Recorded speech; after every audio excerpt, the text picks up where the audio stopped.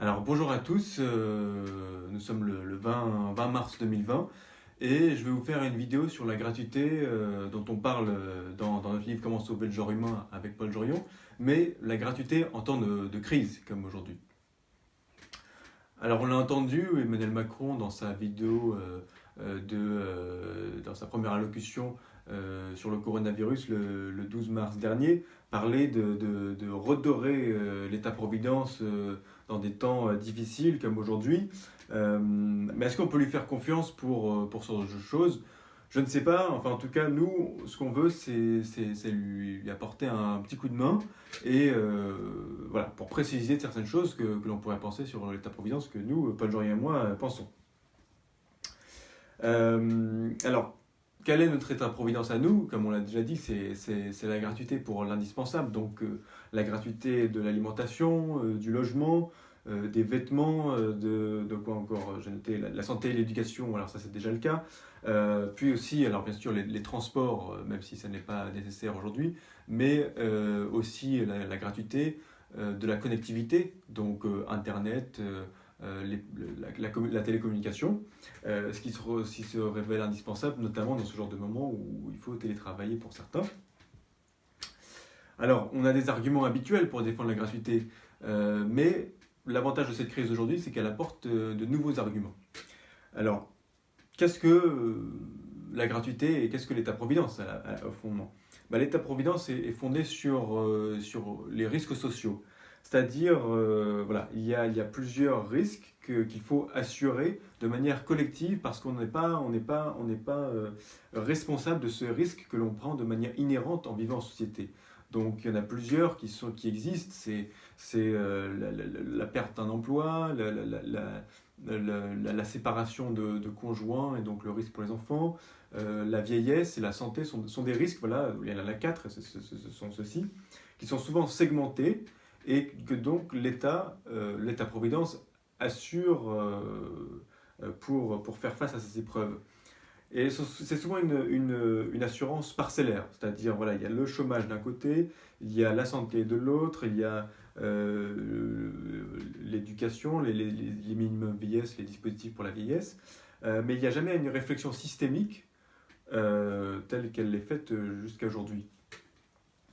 Donc, mais ce qu'on voit avec le genre de crise comme on a aujourd'hui, avec voilà, le coronavirus, le confinement, la perte d'emploi, la mise à mal du système économique dans son ensemble, c'est que cet État-providence doit être systémique, il doit être pensé dans une globalité. Et c'est ça ce que l'on prône avec la gratuité pour l'indispensable. C'est-à-dire vraiment, il y a un certain nombre de risques, et ils sont maintenant tous interconnectés, ils ne sont plus séparables, et il faut les prendre en charge ensemble. Et c'est ça la gratuité pour l'indispensable, c'est garantir un minimum pour tout le monde, une dignité minimum pour tout le monde, quelles qu'en soient les conditions, quelles que soient les conditions de travail, enfin, les situations de travail, on va dire, ou de vie, de manière générale de tout le monde, euh, voilà, pour y remédier. On voit bien aujourd'hui dans la gestion de la crise sanitaire et du confinement, de l'impact sur l'économie, la gestion est chaotique parce qu'elle est faite dans l'urgence, sans planification préalable. Donc il y a un certain nombre de mesures qui ont été prises. Le chômage partiel pour les personnes qui ne peuvent plus aller au travail et qui ne peuvent pas télétravailler, le rééchelonnage de l'impôt dû pour le mois de mars, pour le mois d'avril peut-être, le soutien à l'activité par des politiques publiques. Voilà, il y a beaucoup de choses qui sont faites, mais elles sont très coûteuses et faites de manière très chaotique finalement. Euh, voilà, ce que l'on propose avec la gratuité pour l'indispensable, c'est de simplifier tout ça finalement. Parce que ce serait une une institutionnalisation de l'État-providence en temps de paix, en temps de guerre, en temps normaux, voilà, ou en temps de crise sanitaire comme aujourd'hui. Il y aurait toujours cette institution qui assurerait une stabilité et une continuité dans la vie de tous, voilà, dans la vie de tous pour garantir le mieux possible une subsistance sereine. C'est ça la gratuité, c'est ça ce que pourrait apporter la gratuité dans ce genre de situation comme aujourd'hui, euh, chacun chez soi et avec des ressources plus difficiles pour certains.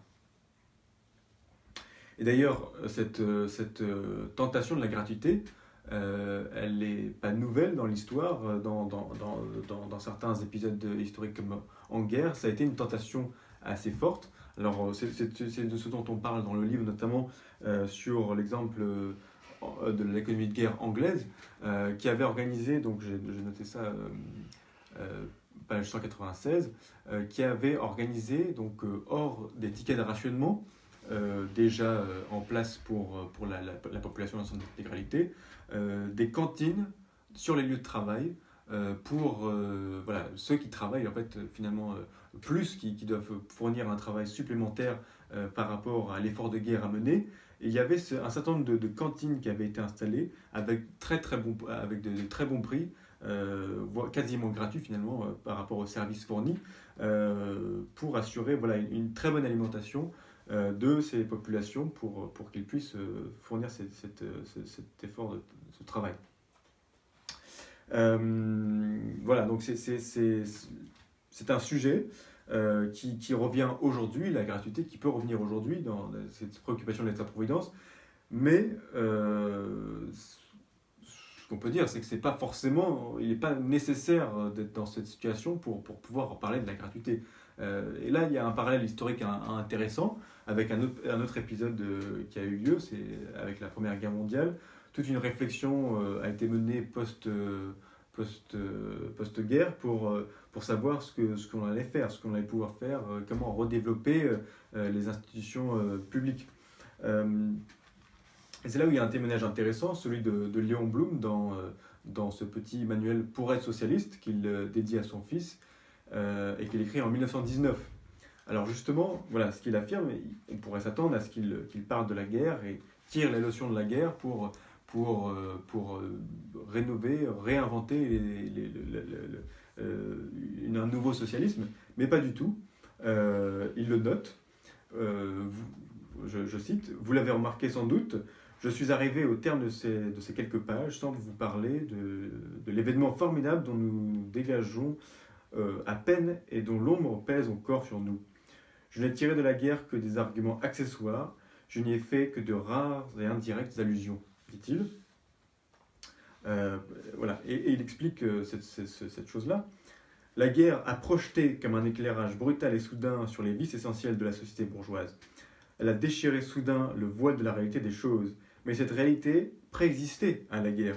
Et c'est pourquoi nous étions socialistes avant la guerre. Et c'est bien là peut-être un intérêt de ces événements. C'est bien de faire réaliser les limites du système actuel. Mais cela n'épargne pas une réelle réflexion en profondeur pour ne pas renouveler les erreurs du passé, comme Nicolas Sarkozy avec son discours de Toulon en 2008 qui disait nous avons appris les leçons de la crise et nous allons changer le système. Sauf qu'il ne l'a jamais fait parce qu'on peut peut-être supposer que ça n'avait pas été réfléchi à l'avance, ces changements-là, véritablement. Donc voilà, quelques idées sur la gratuité pour l'indispensable en temps de crise sanitaire. Je vais continuer à vous tenir au courant et à vous faire d'autres vidéos pendant ce confinement. Voilà, donc je vous souhaite un joyeux confinement encore et je vous dis à très bientôt.